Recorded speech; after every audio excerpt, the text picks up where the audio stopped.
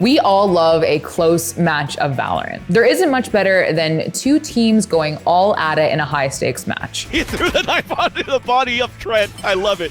Well, he was making sure nobody else was to his left. Like, he hadn't cleared it, so he's like, oh my God, Shroudy comes out with a 3K. The flawless to end the round. But there is one thing that's better, a stomp. Whether it's watching your team destroy their opponents or watching the team you hate get wrecked, witnessing a stomp is always satisfying. So this week on Listed, we're showing off some of the biggest stomps in Valorant history. But before we start, I have to remind you guys, as always, to hit the like button, the subscribe button, and to ring that notification bell. And one last thing, if you wouldn't mind, head over to twitch.tv/theScore esports and give us a follow because we'll be streaming there like all of the time and I want you guys to be there. But without any further ado, here are the biggest stomps in Valorant history. For our first entry, we have the underdogs G2 stomping Sentinels at Masters Berlin. It's him versus Kellogg's, the operator facing off against the Guardian, and Kellogg's will close it. Going into Masters Berlin, Sentinels were still flying high as the kings of Valorant. But in their second group stage match, they were brought back down to earth hard by G2. Doesn't want to overextend. Nukia already picking up Shazam. This becomes so difficult for Sentinels to hold on. Hey. G2 just keep on coming. With only one player taken down, this pistol is so close to flawless. Claimed by Nukia, who's still walking forward, looking for more victims and finding them. The nade onto the backside. And the Hunter's Fury, it will not connect for the kill, but the nade will. That is glorious for G2. 4 versus 2, and Sick can't even get a kill on the board. Again, it's Zom's left to 1v4 retaken.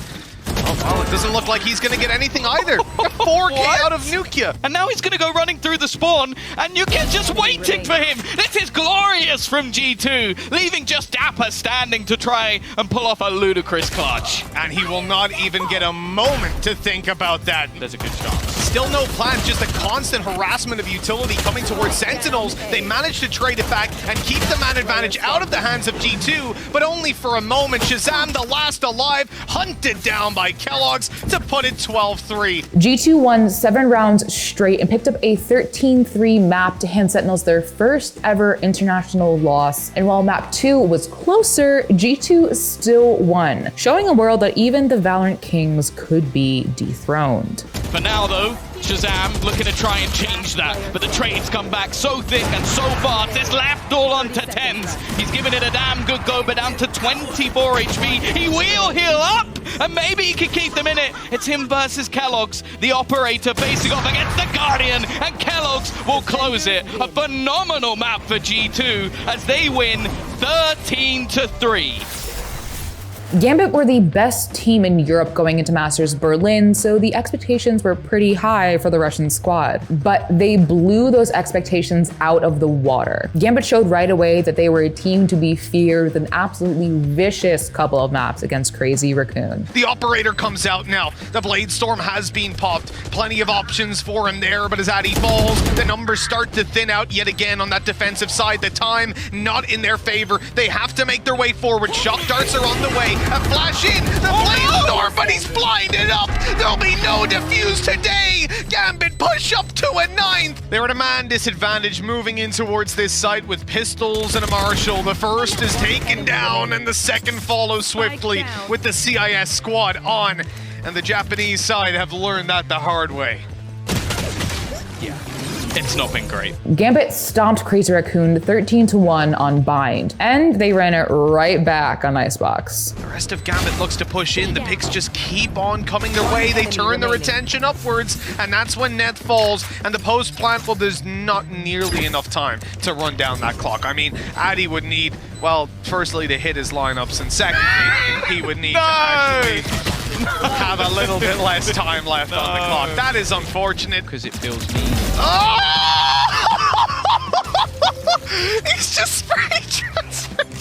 Oh, don't worry, no one's holding close anymore. Flash didn't see him. Oh, yep, he's still here. Nats is tucked in the corner, waiting to take the kills. Fisker's gonna go into, he's even trying to wallbang him. Okay, that's an ambitious play. They baited him in with the second player spraying. It's a 4K already for Nats. Absolutely farming. Chronicle, don't kill. Oh, come on, guys. Give him the ace. Waiting for an opportunity, and there it is. Nats taken down on the post plant. Chronicle, quick to trade. It's there just in time to save his teammate's life. The defuse tapped. They have to go out and make sure that it's not coming in. Those post-line lineups not here! And a quick spray down to close it out. 13-1. Yeah, it wasn't even close. Nats dropped a 30 bomb and Gambit destroyed Crazy Raccoon again, 13-1. I know we talk a lot about NA and EMEA, but do not sleep on what's coming out of Asia. The rumors were true. This team can play immaculate from EDG. This was the first year that Chinese teams could participate in the VCT, and their only shot to get into Champions Istanbul was to win the East Asia Last Chance qualifier. Edward Gaming won it all to prove that China is worth respecting in Valorant, but the way they did it was the most impressive part. Yeah, I mean, this is where EDG shines, is where they're ready for the trades, but this time nobody all alone in Tree can't hold control of that. It's still a 2v2, now a 2v1. He's actually just gonna send it. The Tour de Force popped. 41 HP and a trade, and Oh he's got my the shot! God! The 4K comes through! It just seems like EDG is a bit more dialed in. Again, that probably comes off of the fact that Redemption is on 2-3 what a wins! push! Absolutely beautifully read here from EDG. Even though they'd never played an official VCT match before, EDG stomped their way through the East Asia LCQ without dropping a single game. It was K1 who pushed B, but oh my Oh, god. he gets a strong, he gets out scot-free. All places. Looks into the window, and he's gonna be able to just go ahead and get the fire shot. Sees Eco. Oh, come takes on. him down, and he gets the other one on the TS. A flawless round and a 4K delivered by Kong Kong. This young gun is absolutely feeling it now. Tailwind forward. Oh, and the blind for the Prowler. Dariali gets cut down aside. Slightly able to find one. And while it looked like JoJo maybe was going to be able to get some extra work finish here, but no. I mean, blink and you miss it. EDG. They know exactly where he's at. TS getting one. Spotting him. The swing out and Life gets the headshot. 13-9 is as good as it gets. They have earned the opportunity to take on the world at Champions Istanbul. There is no harder way to stomp in Valorant than a 13-0 map, and that is exactly what Gambit did to G2 at Masters Berlin. I believe that was the first ever international 13-0 we've had at LAN. That was brutal to watch. Yeah. After wrecking the group stage, Gambit faced off against G2 in the semis. G2 were fresh off of stomping Sentinels, and Icebox was their best map. But Gambit were not phased. He thought he'd given his team a free pass in towards the A site. Instead, he sent them to their death.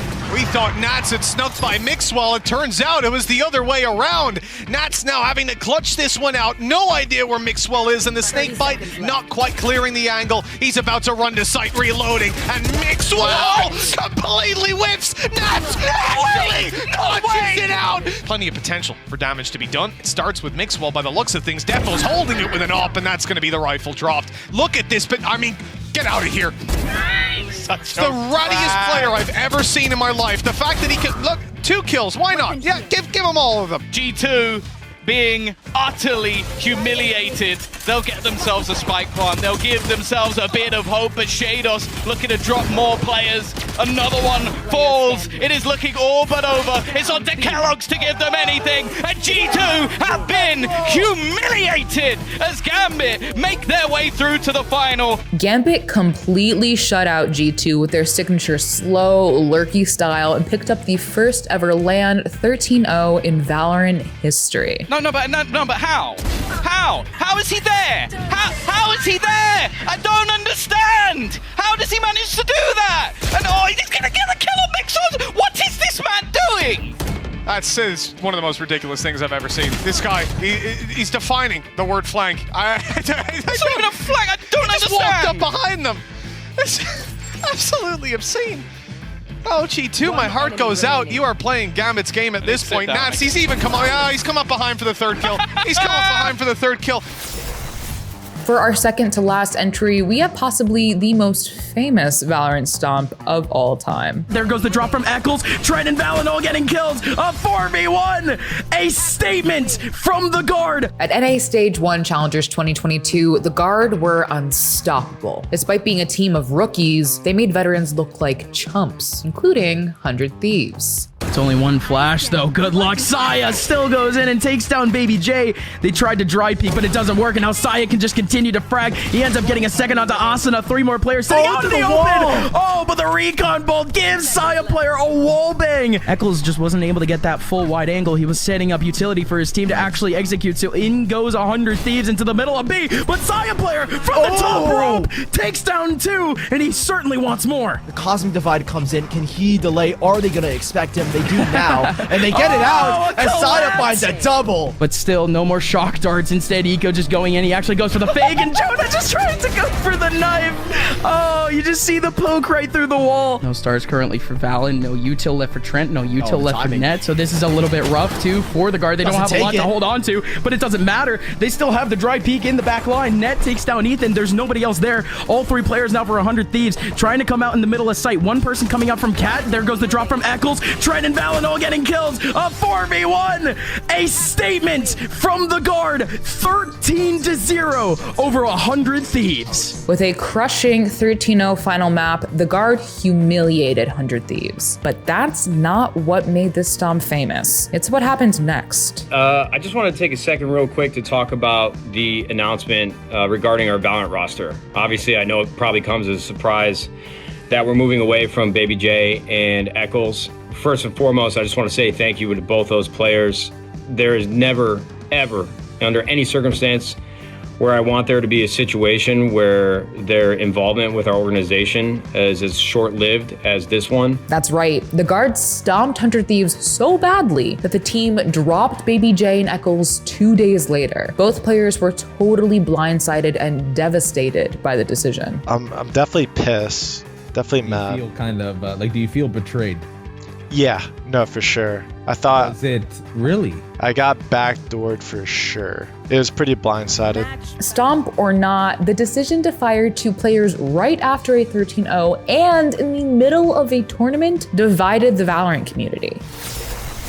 But only 6 months later did 100 Thieves get their sweet, sweet revenge at the N8 Last Chance qualifier for champions. All on the line, all for Istanbul, and the double face will finish it. 100 Thieves had all the momentum going into the grand finals. They tore through the losers bracket and then tore through the guard to punch their ticket to champions. The spam onto the wall, you've got to take out the segments of his side player. Up close and personal now with the tour de force. And that's going to be the resurrected eye. 3 shots, 3 kills. Buys the pit. Moving across here, all down to Derek, but this can just be stuck. Anything online, shock darts, 1-2, we're gonna spam, stick it, no way! Stella just could not get through the choke point, utility being used, but now they're just running and gunning. Desperation at play, down to the 1v1, Stella. He could be able to make this work, the tap of the spike, and he wins it out! Laid off to the side, now the rolling thunder, but they don't expect it! Showstopper against the wall! Short control and aggression, and now the Nightfall to try and supplement. You can feel the pressures on right now with the horns as well. Stella, only the Sheriff, flashed up, fully blind, rattling off one after the other. Will finds it, it's down to Net! The whiff of the shot, the rifle in his hands! It comes down to this. All on the line, all for Istanbul, and the double face will finish it. 100 Thieves are going to Istanbul. 100 Thieves shut out the guard with a clean 3-0 sweep. And to make it even better, 100 Thieves ran back a no Douglas comp to win game 1, the same type of comp that they lost 13-0 on just months earlier. And hey, I'd trade a 13-0 loss for a 3-0 ticket to Istanbul literally any day of the week. And something tells me 100 Thieves might do that too. And that's all for Stomps this week on Listed. Did we miss one of your favorite Stomps or one of these entries too hard to relive? Let us know down in the comment section below. Take care, and I'll see you in the next one. I'm about to check the score of Pearl, Team Liquid versus Paper Rex. Oh, good. Okay, 4-7. Okay, well, come on, boys, bring it to my 3. If Paper Rex lose today, I'm not gonna lie to you, I might cry. They make the game so exciting, 1. And 2, I think I relate their playstyle, and having spoken to a lot of their players, are like genuinely good guys.